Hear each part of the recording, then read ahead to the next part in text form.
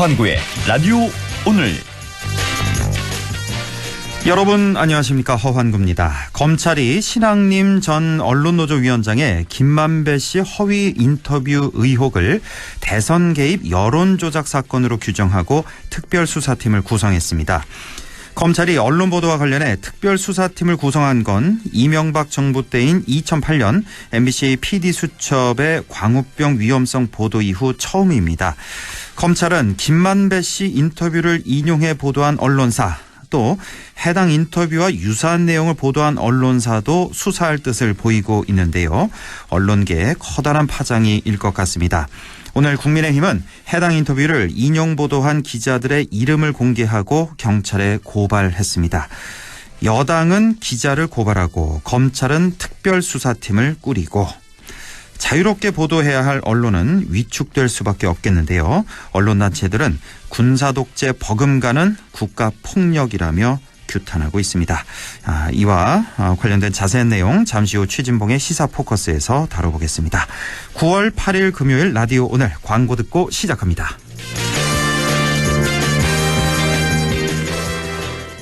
타이어 바꿀 때 타이어뱅크 방문 고객 3천만 명 돌파 기념 대국민 감사제, 전품목 3+1 할인 행사, 타이어를 바꾸면 벤츠가 따라온다, TV와 청소기까지 대한민국 물가 잡는 타이어뱅크 매장에 방문하세요. 타이어 바꿀 때 타이어뱅크. 이벤트 기간 11월 30일까지. 자세한 내용 홈페이지 참조. 명절보다 더 신난다. KG 모빌리티 한가위 한가득 페스티벌. 9월의 기회, 토레스의 특별한 혜택. 선착순 600명 한정 1.9% 초저리 할부 또는 언제 어디서나 시청할 수 있는 LG 스탠바이미고 증정. 그리고 견적만 받아도 100% 경품 혜택까지. 놓치면 후회할 토레스의 한가위 선물. 지금 KG 모빌리티 전시장에서. 라디오 오늘 금요일 순서 시작합니다. 1부 최진봉의 시사포커스 잠시 후에 만나보겠고요. 2부 이슈 오늘에서는 소백산 생태탐방원의 외국인 생태탐방 프로그램이 K컬처 특화상품 공모전에서 10대 프로그램으로 선정됐습니다. 잠시 후 소백산 생태탐방원의 윤홍근 운영관리부장을 연결해서 얘기 나눠보겠습니다. 이어서 천용길의 정치 TMI도 함께하겠습니다. 라디오 오늘 유튜브로도 다시 들으실 수 있습니다. 많은 애청 바랍니다.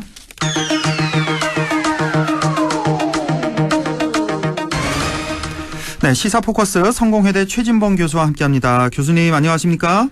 네, 안녕하십니까? 예, 뉴스타파의 허위 인터뷰 의혹 논란이 계속되고 있습니다. 뉴스타파가 이제 72분 정도 분량의 녹취 전체를 공개를 했는데요. 자, 한마디로 핵심은 당시 윤석열 후보가 부산저축은행 사건을 수사하면서 무마를 해줬을 수 있다, 이건데요. 자, 이 녹취록에도 관련 내용이 다 들어있죠? 그렇죠. 근데 사실은 이제 그 조작이냐 하는 부분은 녹취록을 가지고는 판단하기 좀 어렵고요. 지금 말씀하신 그 부분이요. 대장동 관련해서 윤석열 대통령이 물론 뭐 직접적으로 윤석열 대통령이 있냐 하는 부분은 김만배 씨가 어제 그 출소하면서 했던 말을 보면 약간 과장됐다 이렇게 얘기를 하기 때문에 그건 사실관계가 확인이 돼야 되고요. 다만 조우영이라고 하는 그 브로커, 그러니까 부산저축은행 불법 대출의 브로커로 활동했던 조우영이 수사를 받는데 그 변호인을 김만배 씨가 박영수 전 특검을 소개해줬고 그 연관관계 속에서 윤석열 이제 지금의 대통령과 박영수 특검이 특별한 관계니까 연관이 있지 않나, 이런 내용들이 들어 있었던 거죠, 그 녹취록에. 그렇습니다. 근데 그 녹취록의 내용에 대해서는 아직까지는 뭐 사실관계가 좀 더 조사가 돼야 된다고 생각을 해요.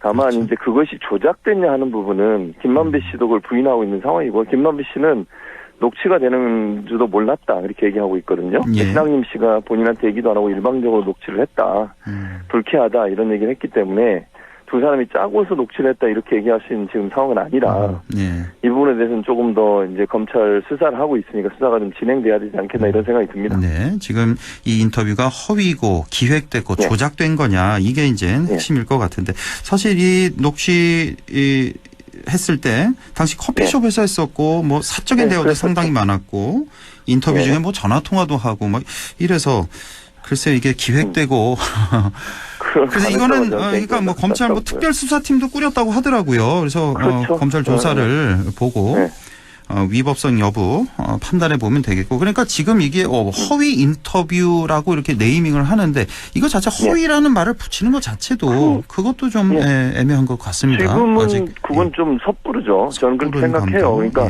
지금 현재는 사실관계를 몰라요. 그러니까 지금 이제 100번 양보해서 그러니까 녹취했다는 것도 신학님 씨가 일방적으로 했다고 김만배 씨는 주장을 하고 있고 또 하나의 논란이 이제 저는 이렇게 생각하거든요. 그게 만약에 그러니까 예를 들어서 지금 국민의힘이나 아니면 이제 이 검찰 측에서 보고 있는 것처럼 대선에 개입하기 위해서 그렇게 했다고 하면 녹취가 됐던 시점은요. 윤석열 대통령이 국민의힘 대선 후보로 결정되기 전이에요. 전이죠. 그러니까 21년 9월경이었죠. 예, 맞습니다. 그러니까 결정되지도 않았는데 누가 지금 대통령 후보가 될지 모르는 거잖아요. 국민의힘에. 근데 대선에 어떻게 개입을 하겠다는 건지도 이해가 안 되는 것이고 그건 부분들을 만약에 했다고 하면 지금 말씀하신 것처럼 막 그 정교하게 해야지 중간에 전화 통화하는 내용도 나오고 막 이렇게 하는 것도 좀 이해가 안 되고요. 그리고 그렇게 뭐 해서 특별히 그 내용 중에 무슨 대선 관련된 발언이 나온 게 하나도 없잖아요. 그 녹취록 내용에만 보면 그러니까 윤석열 대통령의 개입이 있는 것 듯한 내용은 있지만 그게 뭐 대선과 연관돼서 뭐 이런 얘기를 한다든지 이런 내용도 전혀 없는 상황이거든요. 그래서 제가 볼 때는 서로 모두 다 부인하고 있는 상황이고 그 상황에 대해서.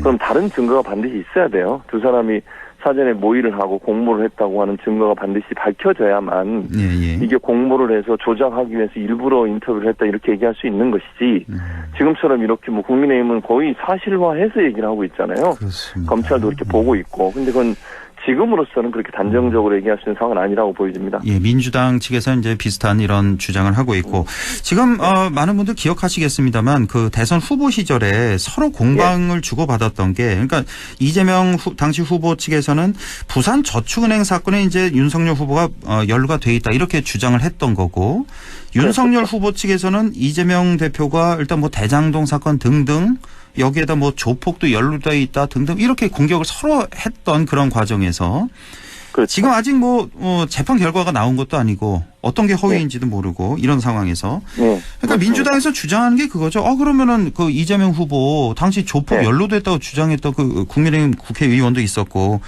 그럼 이것도 뭐 대선 개입 아니냐 뭐 이렇게 똑같은 논리로 그렇죠? 주장할 수 있는 거다. 당연히 주장할 수 있죠. 그건 허위로 이미 판명이 났어요. 그게 사진이 그게 잘못된 사진이란 게 이미 다 판명이 난 상태 아니겠습니까? 그러면 지금 이 논리로 따지면 당시에 그런 국민의힘은 결국 이재명 대표를 떨어뜨리기 위해서 대선 개입을 하기 위해서 그렇게 했다고 주장할 수 있는 거잖아요. 그렇습니다. 그러니까 이런 부분을 가지고서 마치 사실관계가 아직 확인되지도 않았고 조사가 진행되고 있는 상황이고 재판 결과 그것도 조사가 진행된다 하더라도 검찰의 주장과 김만배 씨나 신학님 씨의 주장이 다르다고 하면 재판까지 가야 되는 거잖아요. 그렇죠. 그래서 최종적인 결과가 나오기 전에 무슨 대선에 조작을 하려고 했다라고 단정적으로 얘기하는 것은 그건 대단히 위험하고요. 조우영 씨 같은 경우도 브로커로 활동을 했는데 부산저축은행 관련해서 처벌받을 때 1차적으로 처벌받을 때는 조우영 씨는 빠졌어요. 나중에 처벌을 받긴 했지만 그러면 의문이 들잖아요. 왜 빠졌냐. 또 하나 그러니까 검찰이 이렇게 얘기해요. 대장동 관련된 부산저축은행 부실 대출은 조사 대상이 아니었다. 그럼 이렇게도 물어봐야죠. 왜 그때 그럼 대장동 관련된 조사를 안 했죠? 부산저축은행의 불법 대출에 대해서 다른 건은 조사를 하면서 그것도 의문이잖아요, 사실은. 그렇습니다. 이런 여러 가지 사실들이 아직 의문적으로 남아있기 때문에 지금 뭐 그 일부 검찰이나 국민의힘 또는 뭐 관계자들 이런 또 방통위원장까지 나섰더라고요. 그런 발언을 하는 것은 대단히 위험하다. 이거는 낙인 찍기고요. 언론에 대한 취재를 억압하려는 의도가 있지 않나 하는 의혹을 가질 수밖에 없는 그런 구조라고 보입니다. 그렇습니다. 이제 검찰에서 특별수사팀 구성해서 이건 뭐 아주 철저히 조사를 해야겠습니다. 어떤 불법성이 있는지 대선 개입을 했는지 명명백백히 가려야 되겠고 근데 더 문제는 방금 말씀하신 김기현 국민의힘 대표가 이건 뭐 사형에 처할 만한 국가 반역죄라는 표현도 썼고 더 문제는 이제 이동관 방통위원장이 이런 사건을 두고 뭐 폐간까지 거론하면서 장제원 의원하고 같이 이렇게 얘기를 했죠. 원 스트라이크 아웃제를 도입하겠다 하면서 이거 언론 탄압 아니냐 언론에 대한 비판 이런 기사 재갈 물리기 아니냐 이런 주장이 많이 나오고 있습니다. 언론 손보기 아니냐. 당연하죠. 그런 얘기가 나올 수밖에 없는 게 일단요. 뉴스타파는 인터넷 매체입니다. 인터넷 언론이잖아요. 예. 그러면 1차적으로 방통위원장은 거기에 대해서 어떤 제재를 가할 수 있는 권한이 없어요. 월권이에요. 월권. 예. 방통위원회가 인터넷 신문이나 인터넷 매체에 대해서 제재할 수 있는 권한이 없어요. 어떤 법적 조항으로도. 본인이 그런 얘기를 하는 이유를 저는 모르겠어요. 본인의 업무와 관계도 없는 얘기를 원스트라이크 아웃을 해야 된다. 방통위가 인터넷 매체 관할할 수 있는 권한이 있습니까? 법적으로 없습니다. 혹시 권한이 있다고 착각한 거 아닐까요? 왜 얼마 전에도 방통위원장 국무위원으로 알고 있던데요. 이동관 네, 맞아요. 그렇게 얘기했죠. 네. 그러니까 뭐 착각을 할 수 있는데 자기가 그러면 방통위원장쯤 됐으면 본인의 업무 범위가 무엇이고 뭐 방통위원회가 하는 일이 무엇이고 이걸 제대로 파악하고 얘기를 해야 될 거 아닙니까? 예. 그거 전혀 파악도 안 된 상태에서 그냥 불쑥불쑥 마치 모든 언론을 방통위원장이 다 하는 것처럼 인터넷 매체는 문체부나 아니면 지자체들 그러니까 예를 들면 뭐 안동시면 예를 들면 그런 데도 등록을 하고 운영을 하는 겁니다. 그리고 이건 허가를 받는 게 아니에요. 그러니까 법에 정해진 규정만 잘 지키고 그 범위만 딱 지키면 모두 다 신고하면 바로 등록이 되게 돼 있습니다. 아, 인터넷 신문은 허가제가 아니라 신고제다. 그 지자체에 신고해서 운영할 수 있는. 예. 그러니까 그거를 이래다 저래다 할 수 있는 영역도 아니고요. 그러니까 지금 현재 뉴스타파는 서울시에 등록이 돼 있는 언론사예요. 예. 서울시에 2003년도에 서울시에 인터넷 신문으로 등록을 했고 그러면 만약에 뭐 어떤 조치를 취하려면 서울시에서 해야 되는 거예요. 아, 예. 그걸 방통위가 하는 게 아니에요. 그러니까 이런 안동에도 예를 들면 안동의 지역신문이 안동시에 등록하고 신문을 할 수 있는 거거든요. 인터넷 신문 같은 경우에는. 그건 허가를 받는 게 아니에요. 그냥 조건, 이 법의 규정이 신문법에 이러이러한 조건이 되면 신문을 할 수 있다라고 해서 등록만 하면 돼요. 그 조건만 맞으면. 그런데 이거를 본인이 뭔가 할 수 있는 것처럼 자꾸 얘기를 하고 본인이 모든 언론을 통제할 수 있는 권한이 있는 것처럼 이렇게 월권을 얘기하고 하는 부분은 대단히 위험한 발상이다. 또 장제원 의원이 폐관 얘기를 해요. 폐관을 이렇게 맘대로 무슨 군사 독재 시절입니까 지금이? 아니 언론을 폐관을 맘대로 이렇게 한다는 게 아니 제가 아까도 말씀드렸지만 이 사안은 논란이 아직 남아 있고요. 명확한 사실관계가 아직 증명이 안 된 상태입니다. 그런 상태에서 어떤 언론사를 폐관할 수 있다. 이런 식으로 얘기하는 건 정말 독재주의적 발상이에요.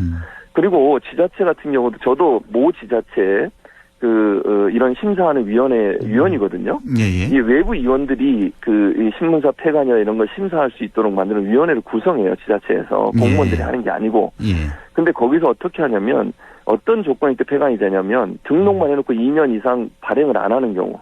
사무실이 없고 아예 홈페이지를 들어가 보면 언론 기사를 넣고 다른 회사로 연결이 된다거나. 아, 실제로 운영 안 할 때 폐관을 시킬 수 있는데. 그럴 때 폐관을 그것도 한 번은 또 봐줘요. 그러니까 무슨 말이냐면 담당자를 불러가지고 발행인을 불러서 열심히 할 거냐 안 할 거냐 다짐받고 열심히 하겠다 그러면 한 번 더 기회를 줍니다 보통. 그리고서 실사를 또 나가요. 실제 공무원들이 가서 사무실에 가서 진짜 하고 있는지 안 하고 있는지 확인하고. 근데 그 조건이에요. 그럼 뉴스타파가 뉴스를 발행을 안 했습니까? 운영을 안 했습니까? 사무실이 없습니까? 정상적으로 언론은 활동을 하고 있어요. 그걸 폐관시킨다는 게 말이 되냐는 거죠. 가짜뉴스라고 주장하는데 그 가짜뉴스라는 증거도 지금 뭐 완전히 확보되지 않은 상태예요. 근데 폐관을 운운하면 언론사들이 얼마나 큰 압박이 되겠습니까? 그러니까요. 이 인터넷 언론사들이나 이런 언론사들은 이런 말이 나오면 나도 그런 대상이 되지 않을까 하는 두려움 때문에 정권에 대한 비판적 기사를 못 쓰게 되는 거잖아요. 그런 효과를 노리고 하는 게 아닌가 하는 의심이 강하게 든다는 거죠. 여기저기서 군사 독재 시절로 돌아간 것 아니냐 이런 비판의 목소리가 많이 나오고 있는데 지금 이 뉴스타파 하나만 지금 이렇게 문제 삼는 게 아니라 보통 이런 특종 같은 게 뜨면은 인용 보도라고 해서 모든 거의 모든 언론사가 이제 인용 보도를 하게 되잖아요. 뭐 뉴스타파에서 이런 보도를 했다 하면서. 당시에 지금 MBC, KBS, JTBC뿐만 아니라 모든 종편에서 인용 보도를 다 했죠. 수십 개 매체에서 보도를 했는데 지금 MBC, KBS, JTBC 기자 당시 보도를 했던 MBC는 4꼭지를 했고 KBS 하나, JTBC 하나를 했는데 요 6명의 기자를 또 국민의힘에서 그 담당 기자를 고발까지 했단 말이에요. 그렇죠. 아, 정말 이렇게까지 할 수가 있는 건가요? 하려면은 모든 종편 그 보도 했던 기자들 다 하든가. 맞아요. 그러니까 형평성이 안 맞아요. 그러니까 지금 이 국민의힘 하는 태도를 보면 명확해요. MBC, KBS, 그러니까 정권의 비판적인 본인들이 볼 때 이 본인들한테 불리한 기사를 쓰거나 그런 보도나 언론사를 혼내주겠다는 거예요. 저는 그렇게밖에 안 보여요. 이게 공정성도 상실됐고요. 말씀하신 것처럼 인용 보도한 언론사를 왜 처벌을 하는 겁니까 대체? 그러면 원래 그 보도를 했던 언론사에 대해서는 사실관계를 따져봐야 되고요. 근데 사실관계도 아직 확인 안 됐다고 제가 말씀을 드렸고, 두 번째는 인용해서 보도한 언론사들은 그 언론사가 보도한 내용을 받아 쓴 거예요. 예, 예. 그리고 말씀하신 것처럼 그때는 뭐 MBC, KBS만 한 게 아니잖아요. 예. 뭐 거의 모든 언론사에서 인용해서 보도를 했어요. 그럼 모든 언론사를 다 처벌해야죠. 그런 논리로 따지면. 그리고 지금까지 종편들이 그러면 사실관계 다 확인하고 기사 썼습니까? 나중에 기사 쓰고 김용판 그 사건도 그래요. 그 돈다발 조폭에서 돈다발 뭐 줬다는 사진 공개해가지고 그거 다 언론에 보도됐었잖아요. 예. 나중에 사실이 아닌 걸로 밝혀졌잖아요. 처벌했습니까 그때 그러면? 아니 그리고 문재인 정부 말기에 언론중재법 개정하자고 그렇게 얘기했습니다. 지금처럼 똑같아요. 지금도 똑같은 건 아니지. 가짜 뉴스를 좀 없애기 위해서 언론중재위원회에서 벌금 상한선을 좀 올리자. 그렇게 해서 문재인 정부를 추진할 때 국민의힘이 입에 거품 물고 반대했습니다. 반대했죠. 그 국회 내에서 왜 피켓 시위도 하고 복도에서 네. 기억납니다. 네. 예. 그렇게 했던 사람들이 누워서 침 뱉기도 아니고 내로남불의 전형인 거죠. 이제 와서는 언론 탄압을 그보다 몇백 배 심하게 하고 있어요 지금. 참 이렇게 이런 식의 행동이 과연 언론의 자유를 보장하는 헌법의 기본적 정신을 지키는 건가? 저는 아니라고 봅니다. 반헌법적 행위죠. 형평성에도 안 맞고 노골적이고 아주 무자비하게 이렇게 갈라치기를, 언론도 또 이렇게 다 갈라치기를 하는지. 참 심해도 좀 너무 심하다. 너무 심해. 네, 이런 생각이 좀 들고. YTN 얘기도 잠깐만 좀 여쭤볼게요. 지금 지분 매각 이게 좀 공식화했다는 소식이 들어왔는데 간략하게만 이게 민영화 추진이라면서 지금 YTN은 상당히 반발을 하고 있는 그런 상황이죠. 그렇죠. 아무래도 이제 민영화가 되면 기업이나 아니면 이제 어디가 들어올지 모르겠지만 사주가 있는 언론사가 들어오게 되잖아요. 예. 그렇게 됐을 경우에 사주가 있으면요. 사주는 돈을 버는 게 목적인 거예요. 언론사 운영에. 예. 그러면 정치 권력과 결탁할 위험성도 있고 경제 권력과 결탁할 위험성이 있는 겁니다. 정치 권력이 밉보해서 제대로 광고를 받거나 아니면 돈을 많이 벌 수 있겠습니까? 어렵습니다. 광고도 마찬가지예요. 그러면 선정적 보도하고요. 시청률 높은 또는 그런 보도만 하겠죠. 예. 그러면 기업의 비판적 보도를 할 수 있겠습니까? 지금 서울신문 같은 경우에 건설회사에 넘어갔잖아요. 예. 관련해서 그 건설회사 관련된 기사들이 예전에 보도했던 것도 삭제가 되고 있어요. 아하. 이런 현상을 보면서 과연 공적 영역에 있었던 언론사를 사적 영역으로 넘겼을 때 올 수 있는 부작용을 고민을 안 하는 게 문제고, 또 하나 문제는 주식이 지금 그걸 함께 매각을 하게 돼 있어요. 마사이와 한전 KDN이 갖고 있는 주식을 합치면 30점 몇 %거든요. 30.95%. 그렇습니다. 근데 이거를요 묶어서 한꺼번에 매각을 하기로 했어요. 예. 근데 이거는 저는 배임이 될 수 있다고 봅니다. 제가 이렇게 주장하는 그렇죠? 이유는 뭐냐면요. 예. 한전 KDN이나 마사이가 주식값을 많이 받고 팔 수 있는 기회를 스스로 포기한 거예요. 그렇게 되나요? 그렇잖아요. 왜? 아니 예를 들면 이렇게 통으로 팔잖아요. 예. 그렇게 되면 좀 더 헐값에 넘어갈 수 있는 위험성이 저는 있다고 봐요. KDN이든 한국마사이든 자기들이 갖고 있는 주식이니까 예. 어쨌든 누구한테는 더 돈을 많이 준 사람한테 팔려고 해야 되는 거 아닙니까? 그렇죠. 예. 근데 정부가 만약 이걸 합쳐가지고 누군가가 한 사람이 협상을 하게 되면 만약에 이건 진짜 제 추측인데요. 예. 누군가 특별한 기업이나 특별한 언론사에게 이걸 밀어주기 위해서 몰아주기 위해서 싼값에 헐값에 넘길 수 있는 거잖아요. 그런 위험성이 저는 있다고 봐요. 그러니까 주식을 갖고 있는 사람들이 자유롭게 자유시장 경제 체제에서 자기들에게 더 많은 돈을 주는 사람 주식을 판매하도록 하는 게 맞다고 봐요. 왜 이걸 통합하는 거죠, 도대체? 그렇군요. 이런 문제가 있고 YTN에서 끝나는 게 아니라 다음은 KBS2다, MBC다 그렇죠. 등등 여러 가지 설이 지금 많이 나오고 있어서 정말 이 언론 환경이 지금 굉장한 참 위기 속에 처해져 있는 걸 정말 피부로 느낄 수가 있습니다. 자, 윤석열 녹취록이 어제 또 공개가 됐지 않습니까? 그 더 탐사가 공개를 했는데 자, 이 녹취록 얘기 어제 좀 많이 해서 그냥 한마디만 국힘 의원들이 사실은 이 녹취록을 듣고 정말 화가 나고 배신감을 느낄 것 같다. 저는 그런 생각을 했고. 그렇죠. 국민이 이준석 대표가 그랬잖아요. 국민이 놀라지 않는 이 상황이 더 놀라운 상황이다. 다 그렇죠. 그러려니 대통령이 그러려니 이렇게 생각한다. 이게 더 마음 그렇죠. 아프다. 이런 반응 아니겠습니까? 네. 그러니까 일반 국민들은 그렇게 생각하는 거예요. 놀랍지도 않아요. 지금까지 했던 일을 보면 이 정도 일하는 거는 그냥 그래 충분히 그럴 수 있지 이런 생각이 드는 거죠. 어떤 사람에 대해서요 기대감이 있을 때 실망감을 하는 겁니다. 실망을 안 한다는 건요 기대감이 아예 없는 거예요. 저분은 저런 사람 이렇게 딱 이제 규정이 되면 어떤 일을 해도 그래 그 사람 그렇잖아 원래 이렇게 되는 거잖아요. 그러니까요. 국민의힘도 저는 이해가 안 되는 게 자기들을 욕하는 거잖아요 결국은.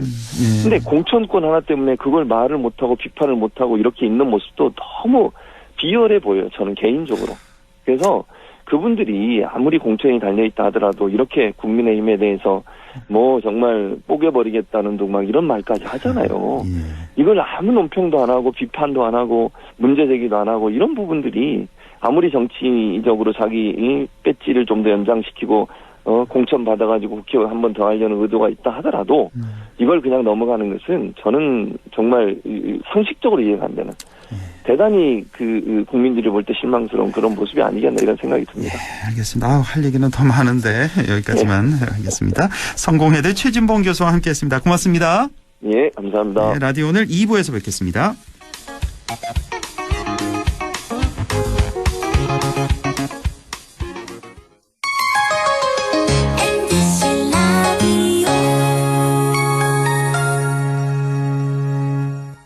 나에게 딱 맞는 대학, 나에게 꼭 맞춘 대학. 나만의 경쟁력을 원한다면 안동과학대학교로 오라. 시대의 딱 취업 중심 실전학과, 학생의 꼭 현장 중심 실무교육, 취업의 맞춤, 내 꿈의 맞춤, 나의 드림핏 안동과학대학교. 오늘도 안전하게 음주운전 예방수칙 알려드립니다. 첫 번째, 술자리가 예정된 경우 미리 귀가 방법을 정하고 차는 가져가지 않는 것이 안전합니다. 두 번째, 음주 후 자전거나 전동 킥보드를 이용하는 것도 음주운전 처벌 대상에 포함됩니다. 세 번째, 과음을 한 다음 날에는 대중교통을 이용해주세요. 숙취 음주운전 역시 처벌 대상입니다. 네 번째, 음주운전을 방조하는 경우에도 3년 이하의 징역형 또는 1,000만 원 이하의 벌금형에 처해질 수 있습니다. 적극적으로 말려주세요. 위험한 음주운전 미리 예방하여 소중한 생명을 지켜주세요.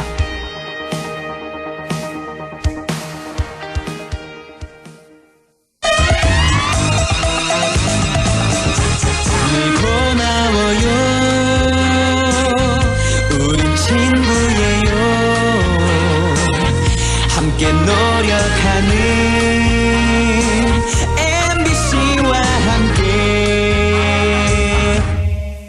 100.1 MBC 라디오. 네, 6시 27분 53초 지나고 있습니다. 이슈 오늘 시작하죠. 우리 지역의 아름다운 산이죠. 소백산을 찾는 외국인들도 점점 많아지고 있는데요. 소백산 생태탐방원의 외국인 생태탐방 프로그램이 K컬처 특화상품 공모전에서 10대 프로그램으로 선정됐습니다. 소백산 생태탐방원의 윤홍근 운영관리부장을 연결해서 자세한 얘기 들어보겠습니다. 윤홍근 부장님, 안녕하십니까? 네, 안녕하십니까. 윤홍건입니다. 예, 축하드립니다. 자, 우선 잘 모르시는 분들을 위해서 소백산 생태탐방원에 대해서 소개를 좀 먼저 해주시죠. 저희 국립공원 생태탐방원은 이제 국민들을 위한 숙박이 가능한 체류형 관광 거점 시설이자 미래 세대를 위한 환경교육 시설입니다. 예. 탐방원이 조성되기 전에는 국립공원에서 탐방 프로그램 운영 시 대부분 당일형으로 운영하거나 필요한 경우에는 인근의 숙박시설을 찾아야 했는데요. 이에 따라 동선도 좀 불편해지고, 국민들도 국립공원 상품이 아닌 여행사 투어 상품 정도를 이해하는 경우가 많았는데, 이렇게 이제 국립공원 내에 체류형 관광 거점 시설이 생김에 따라서 운영 효율적 면이나 효과적 면에서 훨씬 좀 좋은 여건이 되었고요. 예. 또한 이제 미래 세대들을 위한 미래 세대들을 이제 국립공원으로 초대를 해가지고 환경 보전의 중요성에 대한 환경 교육도 함께 수행하고 있습니다. 이렇게 숙박이 가능한 이제 탐방원은 이제 저희 소백산 생태탐방을 비롯해서 전국에 총 9개가 현재 조성되어 있습니다. 이런 탐방원이 전국에 9곳이 있군요. 네네. 자, 소백산 생태탐방원 주로 어떤 분들이 찾으시고 또 이용을 원하는 분들은 어떻게 하면 될까요? 이게 이제 크게 주중과 주말로 좀 구분해가지고 이용객 유형이 좀 달라지는데요. 예. 주중에는 학교나 기관 등에서 저희 탐방에서 운영하는 이제 특화 프로그램을 운영하기도 하고, 특히 기업 등에서는 이제 워크숍 등을 하기 위해서 저희 쪽을 이제 대관에서 이제 운영하는 방식 등으로 해서 주로 이제 단체 위주로 좀 운영이 되고 있고요. 주중에는 단체 위주로. 네네. 예. 네, 이게 이거와 다르게 이제 주말이나 공휴일에는 이제 개별 가족들이 대부분 이용을 하고 있습니다. 예. 저희 예약 방법은 이제 저희가 온라인 예약을 기반으로 좀 하고 있긴 하고요.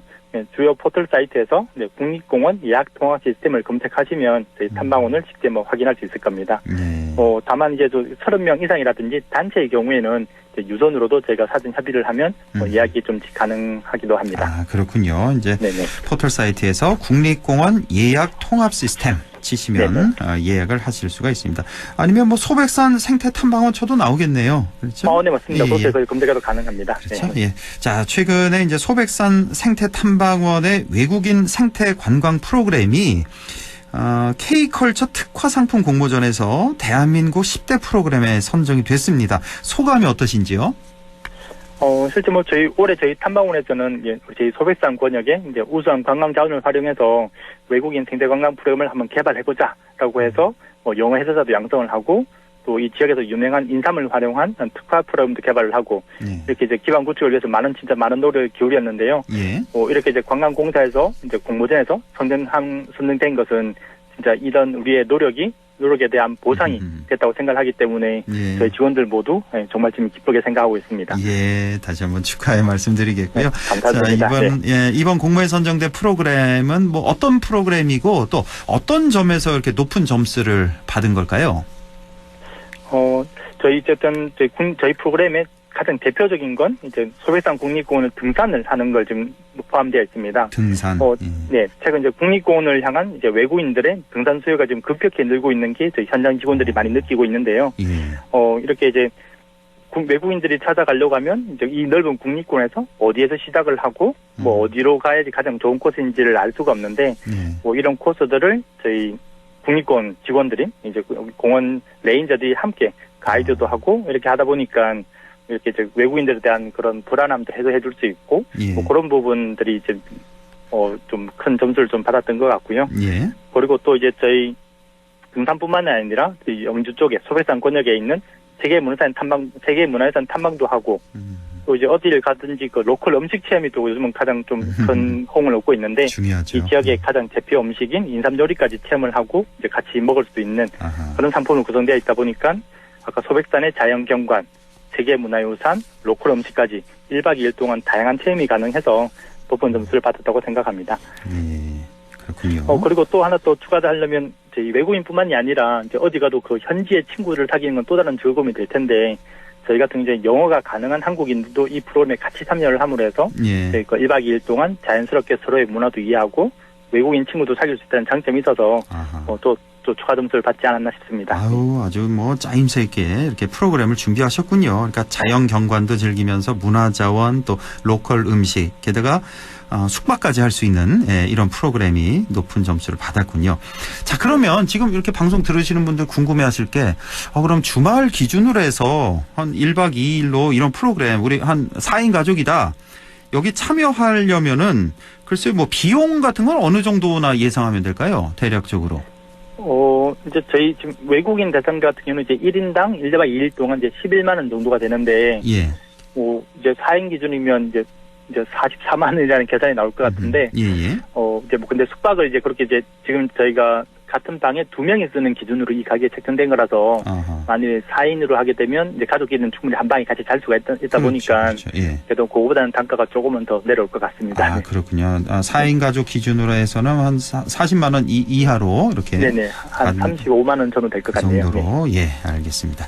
자, 대한민국 10대 프로그램에 이렇게 선정이 되면 어떤 지원과 혜택이 주어지게 되는지요? 한국관광공사에서는 이제 이런 공모전을 거의 매년 좀 진행을 하고 있었는데, 이제 과거까지는 이제 한 개 이런 여행 상품당 한 2천만 원 정도의 사업 지원금을 직접 주는 방식으로 진행됐었습니다.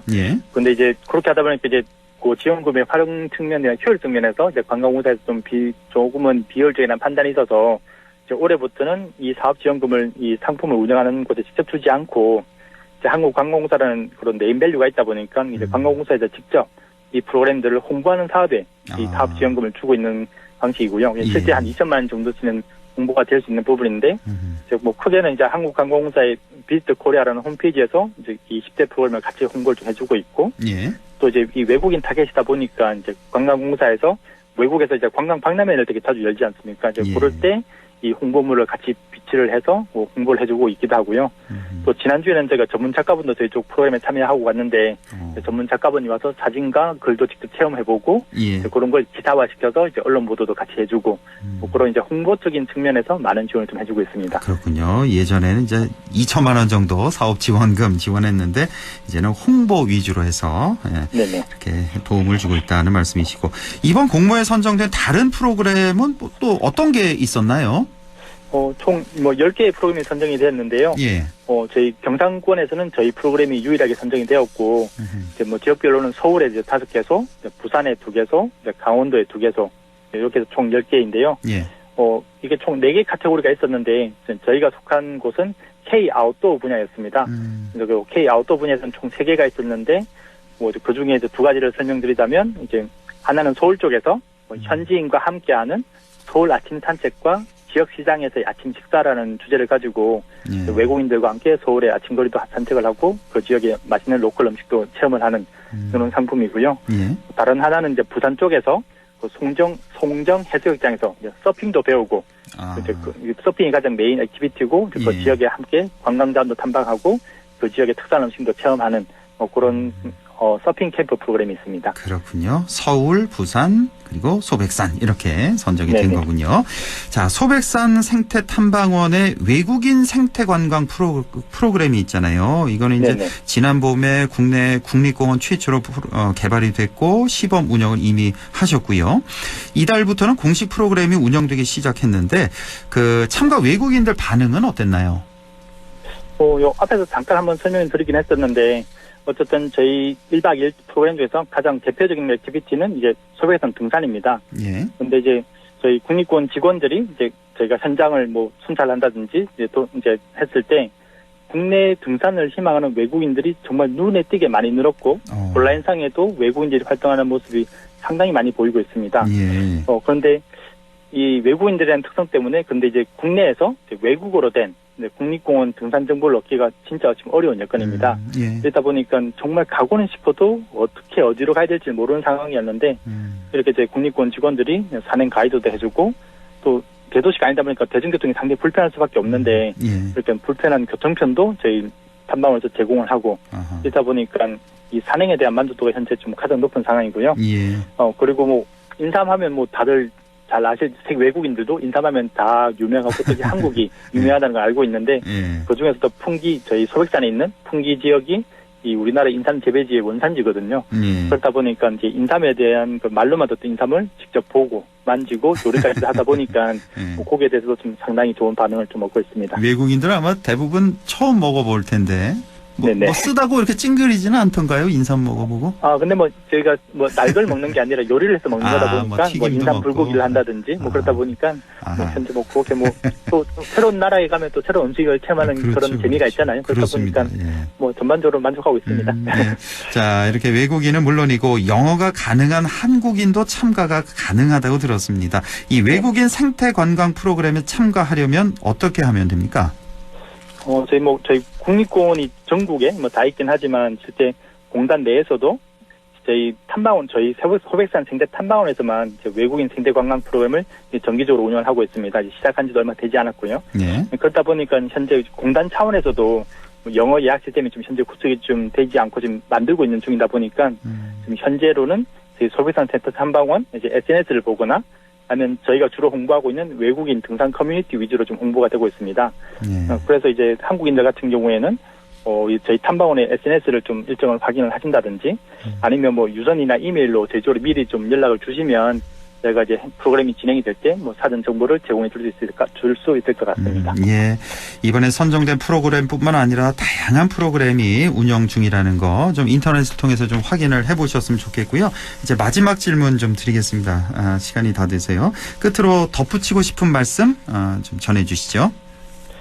저희 이번에 10대 관광 프로그램에 보더라도 이제 총 8개가 이제 서울과 부산에 집중되어 있습니다. 그래서 뭐 국내 외국인 관광 상품이 대도시로 지금 집중되어 있는데 이렇게 저희 국립공원에서 운영하는 것처럼 외국인 대상 프로그램이 그 대도시 외에도 뭐 국립공원을 비롯한 다방면의 여러 지역에서 좀 확대가 돼서 좀 더 많은 외국인들이 한국을 방문하게 되고 좀 더 한국의 참멋을 이해하고 갈 수 있는 그런 계기가 되었으면 하는 바람이 있습니다. 예, 알겠습니다. 지금까지 소백산 생태탐방원의 윤홍근 운영관리부장과 함께했습니다. 부장님 고맙습니다. 네, 고맙습니다. 네, 천용길의 정치 TMI 바로 이어가겠습니다. 뉴스민 천용길 편집장 연결돼 있습니다. 안녕하십니까? 네, 안녕하십니까? 예, 오늘 어떤 얘기 해볼까요? 네, 내년 4월 총선이 이제 7개월 정도 남았는데요. 네. 이 추석을 앞두고 있는 만큼 정치권에서 추석 민심을 또 중요하게 보고 있습니다. 네. 그래서 오늘부터 이 4주 동안 경북 북부 지역 이 총선 전망을 지역구 하나씩 좀 살펴보겠습니다. 예. 자, 예전에는 참 이런 모여서 정치 얘기도 많이 했던 것 같은데, 어렸을 때는. 근데 요즘엔 네. 좀 그렇지 않은 것 같긴 합니다만, 그럼에도 네. 정치권에서 추석을 이렇게 중요하게 생각하는 이유가 있을까요? 뭐 두 가지 이유 정도를 꼽을 수 있는데요. 네. 대가족이 모이는 경우는 좀 적다고 하더라도 이 서로 다른 지역에 살고 있는 평소에는 잘 만나지 않다가 명절 때 만나는데 이게 지역만 다른 게 아니라 뭐 연령이나 성별, 직업까지 다른 가족을 만나는 경우가 명절 말고는 흔치 않기 때문입니다. 그렇죠. 네, 결국 선거를 앞두고 분위기 파악에 용이하다는 건데 이 정치 이야기를 뭐 안 꺼내시는 분들도 있지만 여전히 정치 이야기가 나오게 됩니다. 그렇죠. 그러다 보면 이 고향에 누가 출마를 준비하고 있다더라, 뭐 한 다리 건너서 아는 사람들 이야기까지 나올 수밖에 없는데요. 또 한 가지 이유가 후보자들이 지역에서 꾸준히 정치활동을 해온 사람들도 있지만 이 서울에 있다가 고향으로 돌아와서 출마를 준비하고 있는 정치인들 입장에서 고향 사람들을 한꺼번에 많이 만나서 나 출마할 거다, 결심했다, 이렇게 알려야 이후에 또 지지를 받을 수 있기 때문에 추석이라고 하는 시점이 정치인들에게도 중요한 겁니다. 예. 이 설은 너무 또 늦은 감이 있어서. 그렇죠. 예, 예. 자, 그러면 오늘 살펴볼 지역 어디입니까? 안동 예천 선거구입니다. 현재로선 안동 예천. 네. 어떻게 될지 모르는 거죠? 안동 예천 선거구가. 또 이게 분리가 그렇습니다. 될지. 뭐 조정 가능성도 여전히 남아 있습니다. 선거법 아직 손을 대지 않고 있어서. 자, 그럼 현재로서 안동 예천 선거구. 네. 지금까지 거론되고 있는 후보는 누가 있습니까? 네, 뭐 당연히 현역 국회의원인 김영동 국회의원이 초선이기 때문에 재선 의사를 밝히고 있고요. 예. 이 국민연합 경북본부 대표를 맡고 있는 김명호 전 경북도의원, 그리고 지난 안동시장 선거 때 국민의힘 내부 경선에서 탈락했던 이 권영수 건국대 교수, 그리고 지난 총선에서 역시 예비후보에 나섰던 안영진 변호사, 여기에다가 권영진 전 대구시장이 거론되고 있습니다. 아, 이렇게요. 김영동 현 의원, 김명호 전 도의원, 권영수 건국대 교수, 안영진 변호사, 권영진 전 대구시장. 5명이네요. 네. 현재까지 거론. 그렇습니다. 근데 또 모르는 게 또 네. 검찰 출신 또 누가 내려올 수도 있는 거고. 네. 그렇죠. 아직은 뭐 모르겠습니다. 아직은 알 수는 없습니다. 그렇지만 그렇죠. 이게 뭐 자의로 본인 스스로 출마를 좀 강력하게 밝히신 분들, 그리고 이 출마 가능성이 높은 분들로 일단 추려봤습니다. 일단 당연히 경선을 거치게 될 텐데 과연 그 네. 높은 경선 벽을 누가 뚫을지. 자, 네. 일단은 눈에 띄는 후보가 이제 권영진 전 대구시장 아니겠습니까? 네. 좀 이렇게 출마가 언급되는 뭐 특별한 이유라도 있을까요? 네, 권 전 시장이 최근에 안동농협 창립 50주년 기념식의 모습을 드러냈기 때문입니다. 아, 그래요? 네, 이 안동농협 창립 50주년 기념식 자리에 참석한 인원이 약 5,000명 가까이 됐거든요.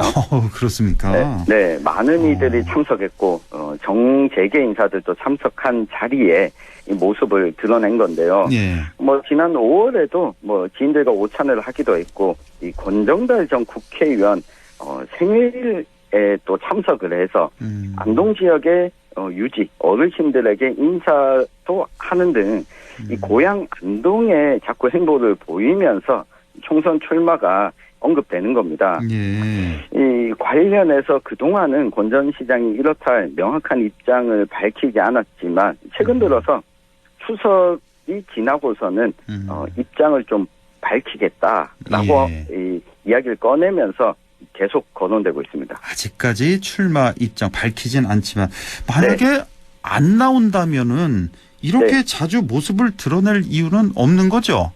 그렇다면 당연히 우리 기자의 시각으로서는 나온다 이렇게 보시는 거네요.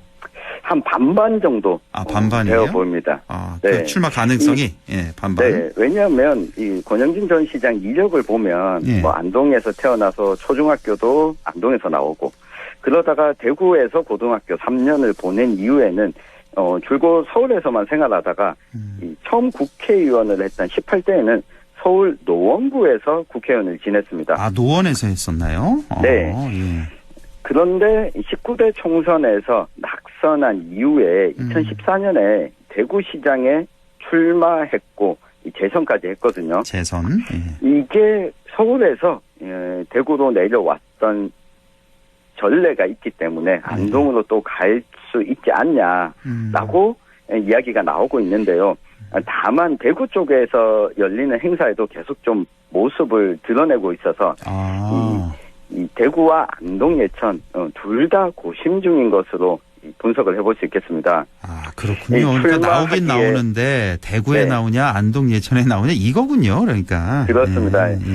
그런데 뭐 안동 예천에서 출마하기에 좋은 조건도 있지만 넘어서야 할 조건도 있어서 쉽게 좀 판단하기는 어렵습니다. 그래요? 지금 현재로 봐서 좋은 조건, 나쁜 조건 어떤 게 있습니까? 네, 우선 뭐 우리 시민들이 지역 국회의원에게 바라는 것이라는 게 주민들을 많이 만나서 민원 해결도 하고 얼굴도 자주 비치는 것도 있지만 또 한 가지는 서울이죠. 여의도 정치 무대에서 좀 힘을 써서 큰 역할을 해주길 바라는 마음도 있습니다. 그렇죠. 그런 면에서 보면 권영진 전 시장이 국회의원을 또 서울에서 한 차례 지냈고 이 광역단체장 재선까지 지냈고 이 중앙정계 인사들과도 관계가 있다 보니 이게 김영동 현역 의원이 크게 뭐 잘못한 것도 없지만 이 여의도 정치 무대에서는 크게 존재감을 못 드러냈잖아요.